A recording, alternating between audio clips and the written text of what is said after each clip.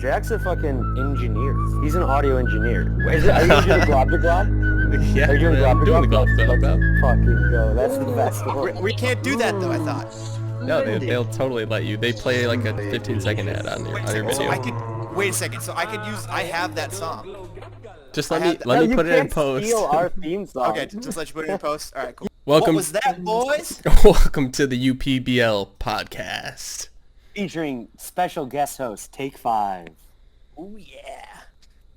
Let's go, boys. Let's get into another edition of Throwing Ropes. What was that week, guys? Yeah. I feel like every week we're greeted with something new. And Leedy Stevens. Hello. So, Here to talk a little bit of trade analysis on what went down between Jeffrey and Danny last week, where Jeffrey traded. Would you believe this, Zeke? Jeffrey trades. Wait. I don't know. I like whoever got Julio Jones and Gaskin. I think got the upside of that deal by a long shot. Actually, I don't know if if Jeffrey Jeffrey owes Danny one or something like that. But it sounds like I don't know. I'm not saying that. I'm not. Listen, That's why we brought you on. Speculate. It's subjective, but I don't know. Why I don't know. Jeff, there's no way there's no upside. I just would have declined it. I would have been like, give me something better at least, or just kind of like hold on and wait for a better trade further down the road. I don't think that was something that you need to swap spit with, Well, so here's the thing. Jeffrey offered me the trade. He offered me Julio and Gaskin. Wait. Who's me? Who's me? Danny. Jeff. Who? Danny. Okay. So Jeff offered me Julio and Gaskin, and I said, yeah, I'll take that trade. Absolutely. Instantly. It's like absolutely, and it's like I would be overjoyed and kind of like I would be like hurrying to press the accept button as soon as I saw that trade because I can't believe that is something that Who do you think are the best two players in the deal? I think Julio Jones is a sleeping giant, and I think Gaskin's going to get his run later in the season, inevitably when kind of like running backs kind of like fall to the wayside. So that's why that's what I feel. we're editing this part out, Zeke. Just let you know. No, here's Jeff.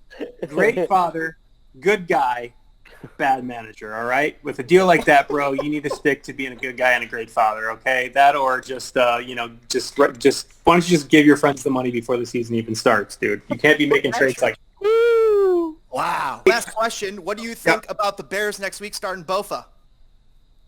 I love it. I think they need to do something different. And No, they're starting, but they're going to start Bofa in defense. yeah, I love it. Okay, I love it. You don't like it? You don't love it? Bofa? Yeah. I'm not so sure.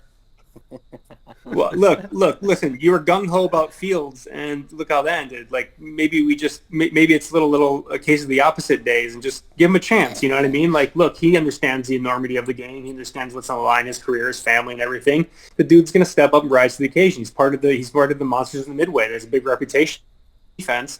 They give him a shot that says something, and yeah, man, I like it, man. Throw in Rudy. And thank you for having me on your show. I want to thank all of your 3 viewers, and can't wait to see you guys in real life, man. Love it, man. Same, Thank man. you so much for coming on, Zeke. That was Thanks, so Zeke. great. Wouldn't have done that. My notes for James's game. If you look at the scoreline, James, you put so many. What's so hard about your lineup is like you could have done better, right? But you would have had to sit Hopkins and Lockett, which in what reality would you ever do that? Sense. All your other guys showed up. I mean, Justin Fields didn't know that. Yep. Moving on to the next team, next game. That'll be Danny versus Elliott. Wow. Danny's little meme before the game was great. I'll see if I can't pull it up. No, I mean, basically, just Elliot and I were in trade talks during the week, and he said, your team isn't of value, so sorry for your loss. And then he scored under 80 points. On your team, Danny.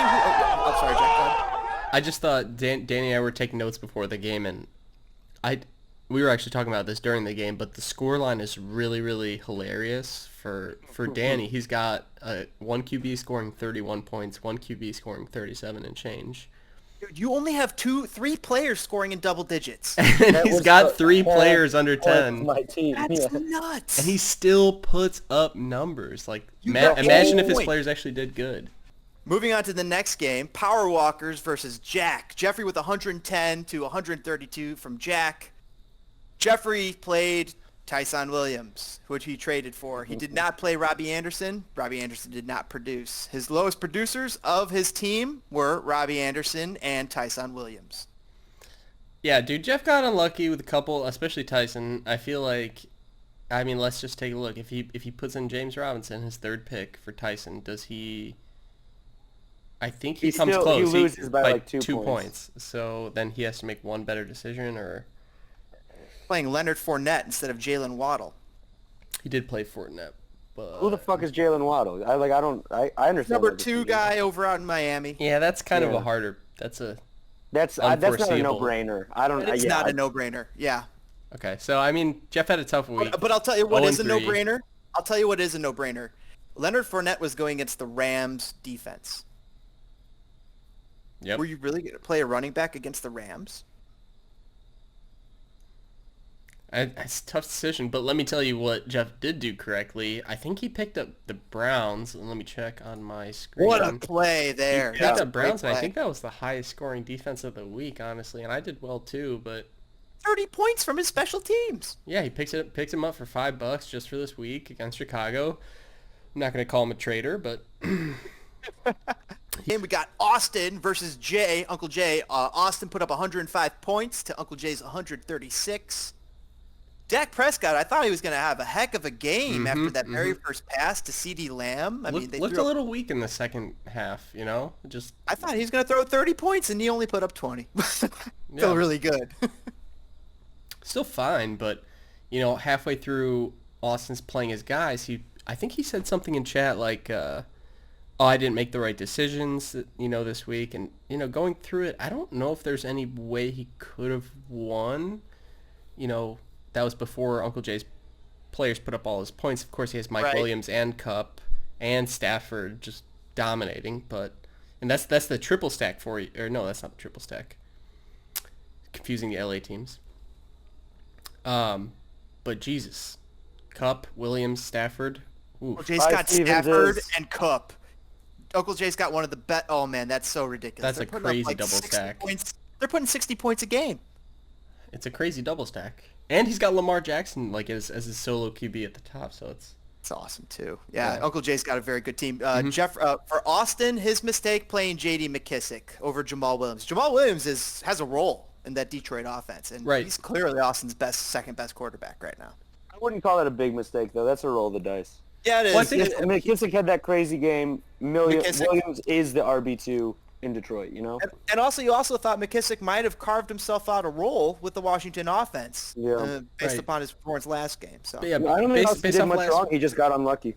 I don't even know if he got unlucky. I think he just almost like psyopsed himself with the like last week McKissick doing so good, and he was like, all right, I gotta play this guy, and then he didn't turn out as well as Jamal Williams, and now he's gonna be Well, back sure, and but forth. listen, So he plays Jamal Williams, and he gets 10 more points. He still loses by 20 because Jay's team was powerful. yeah, he's going to lose this week no matter what. But still, are you playing Sammy Watkins or Cole Beasley? Sammy Watkins. Sammy Watkins is like the number one guy, but is he getting all the throw? Cole Beasley is a PPR giant. You're riding that high. And Teddy is taking an interesting approach. I think he kind of did this last year where he just got stud wide receivers and running backs and doesn't care about quarterback.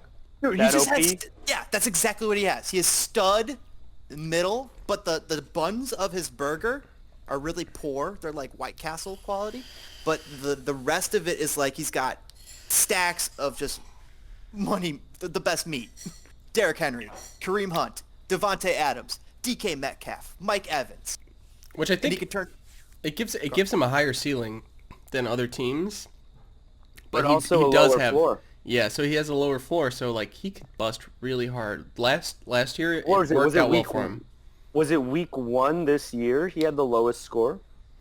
He I did. He think, did yeah. have a low score the first week. Maybe like low And then- 80s or something. Think about that. Lowest score the first week, and then the high score the next 2 weeks in a row.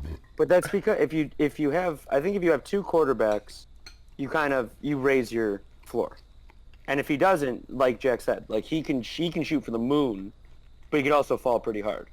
I think These are the interesting strategies that have emerged, I think, in our league, is that stack the middle, or your new method, Danny, with stacking the 2 best quarterbacks you can get. and then just bullshit on waivers and hope it works. I mean, if you, Oh, go on. if you look at his team, it's like, all right, Big Ben, 13 points, and then the rest of his, meat and potatoes players, insane. Derrick Henry, 17.9 points. He could do that every week. Kareem Hunt, 24.5 points. Probably He won't can't. do that. Probably can't do that every week. But look at 15 points, though. Yeah, you could. But yeah, 15 points he could. Devontae Adams, 25 points. He might be able to do that every week. TK Metcalf, 19.7. He might be able to do that every week. Mike Evans, 14.6. That's not that great of a game for Mike Evans. Brandon Cooks, okay, 16.2. Maybe he doesn't do that every week. Doing that every week. Brandon Cooks has been doing that And his every week. defense and kicker 3 and 6. Okay, it's like, I don't know how he got 140. I mean, the math checks out, but And he made all the right decisions, too. He Yeah. really did. I know we do bold predictions. I'm gonna do a bold prediction right now. Teddy's gonna bust next week. Wow. All right, well, that makes sense. Moving on to the last game. We got Uncle Tommy, Jamaican Shamans, taking on My Name's Bruce. Uncle Tommy putting up 128 points to Bruce's 90. And there's Jalen Hurts again. Zeke saying that he's not the answer in Philadelphia, which is interesting to hear, but he is definitely the answer in fantasy. Philadelphia quarterbacks don't actually win the games they're playing in, but they score points in fantasy. Carson Wentz was like a kind of reliable quarterback for the last couple of years, which is funny, and when he was in Philly. right. No, he definitely was. I'd pick him up off waivers. Yeah. And then Go on. Saquon Barkley did great. Najee Harris overperformed, did really great. H. Brown, Complete goose bust. egg. Rondale Moore. Complete bust. Yeah, Oh my God. Didn't AJ Brown matter. got injured, but he's going to replace him next week with Tyler Boyd and see how that goes. Amari Cooper. Did you guys read about that league where if a kicker Yeah. kicked a 66-yarder, that team got 160 points? That's crazy. Yep. We should do that. Or we should just do, if you kick the record field, you get 120 points. I don't think you No. can modify the rules over a No. season. But we could set it ridiculous, like 66 yards. It happens once every 10 years. Anything else we got to add? Jack, really quick, you want to go through our bold predictions? Yeah. So, Okay, these are our top 5 wild speculations. yeah, we're just going to do coming in wild week 4. speculations. So, Danny, Gronkowski's going to have 3 touchdowns in a grudge match this weekend. against the Patriots, which is, it's possible. I'm playing Tampa Bay defense, and I believe it's going to be a bloodbath. So hopefully it's a one-sided bloodbath. Tyson got 2.2 points this week in our half PPR league. Tyson Williams. Tyson Williams. He's going to go for 50 points next week. I'm just saying. If Nick Foles starts, Allen Robinson gets 20 points. And if Justin Fields starts?